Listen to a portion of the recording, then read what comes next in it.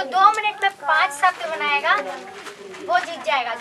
कर दूं बच्चों बीट में? हाँ।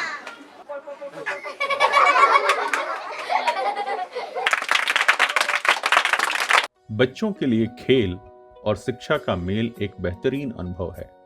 स्वयंसेवी संस्था समावेश ने इस अनुभव को वास्तविकता में बदल दिया है।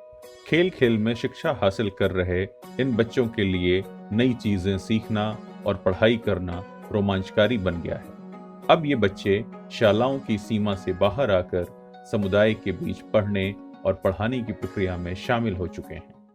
समावेश संस्था भोपाल शहर के सरकारी प्राथमिक स्कूलों में शिक्षा के क्षेत्र में काम कर रही है। हम उन बच्चों के साथ काम करते हैं जो बच्चे अपनी कक्षा से पीछे हो जाते हैं।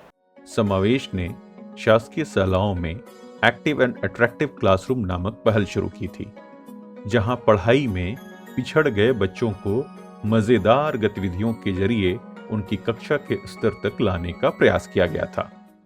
जब हम स्कूलों में काम कर रहे थे तो उस दौरान हमने देखा कि कई बच्चे अनियमित हो रहे हैं, ड्रॉप आउट हो रहे हैं, और इस चीज़ को समझने के लिए हम समुदाय में गए।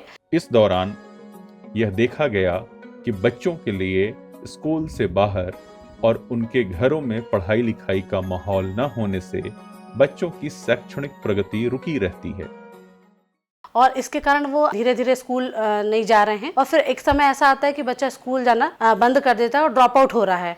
इसे देखते हुए समुदाय के बीच एक्टिविटी एंड लर्निंग सेंटर्स खोले गए, जिसका उद्देश्य ये था कि एक साथ समुदाय के सभी बच्चे एकत्रित हों और इस तरीके से सीखें कि उनको पढ़ाई में मजा आने लगे और वो एक स्थायी रूप से खुद से पढ़ाई करने लगे। सेंटर चलाने के लिए बस्तियों में ही स्वैच्छिक रूप से जगह ली जाती है।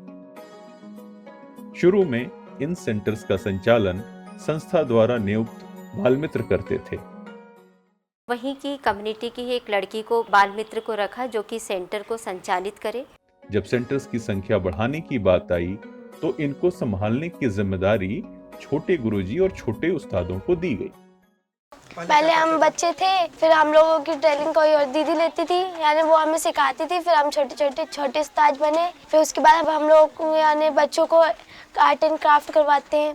बस हमारे यहाँ पर एक सेंटर लगता था जिसे हमारी एक दीदी चलाती थी। हम वहाँ पर जाते थे सेंटर में, वहाँ पे हम आर्ट एंड क्राफ्ट की चीज़ें सीखते थे। कोरोना काल में जब लॉकडाउन लगा था, दीदी ने हमें छोटे गुरुजी के बारे में बताया कि वो क्या है, तो फिर हमने भी सोचा इससे तो हमें भी फ़ायदा होगा, क्योंकि इससे हम छोटे बच्चों को भी पढ़ा पाएंगे और साथ साथ हमारी पढ़ाई में मदद होगी। तो फिर मैं छोटे गुरुजी बन गया।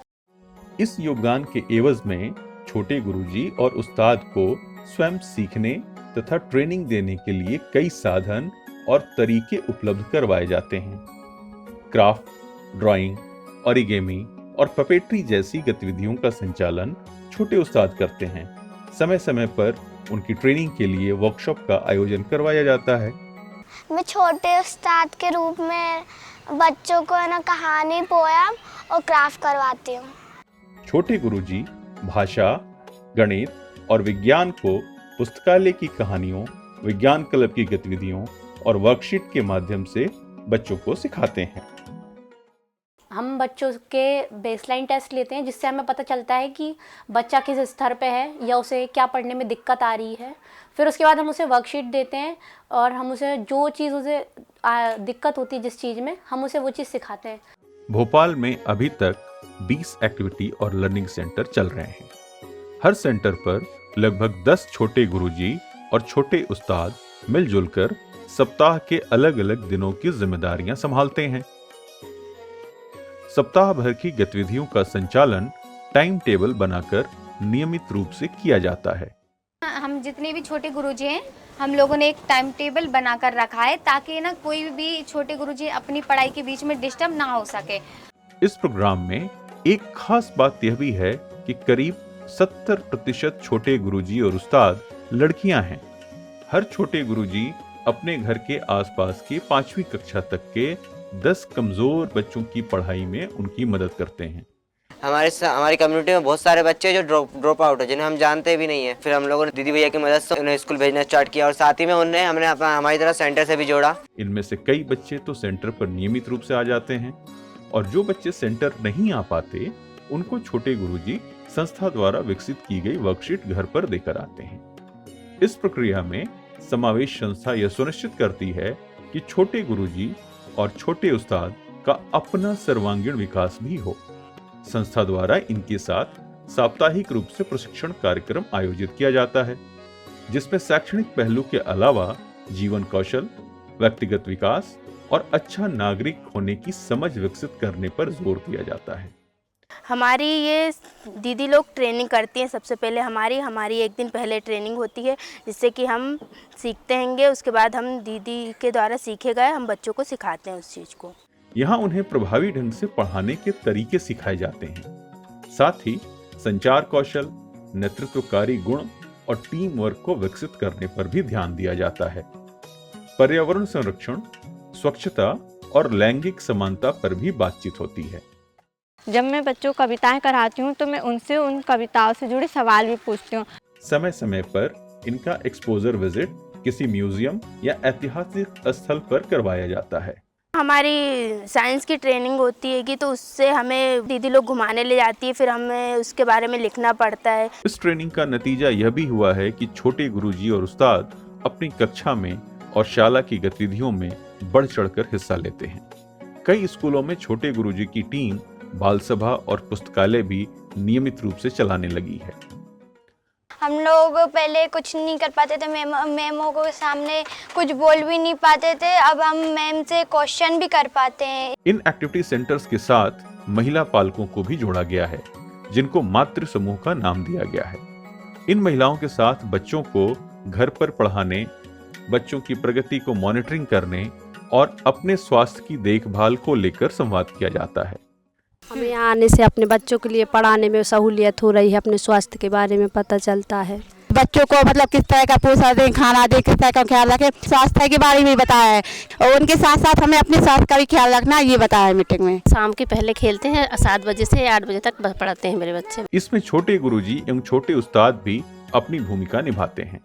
छोटे गुरुजी इसमें बहुत सारी मदद करते हैं। हम लोगों को अच्छे से समझाना, शरीर के बारे में बताना, स्वास्थ्य के बारे में बताना। वो यहाँ पे आते हैं तो उनको उनके स्वास्थ्य के बारे में जानकारियाँ दी जाती हैं और वो अपने बच्चों को किस तरह पढ़ा सकती हैं। और महिला मीटिंग में आंटियों को हम TLM भी बनवाया करते हैं।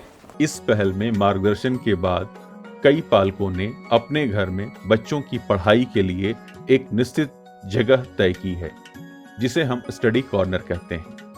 यहाँ तय समय पर बच्चे पढ़ाई करते हैं।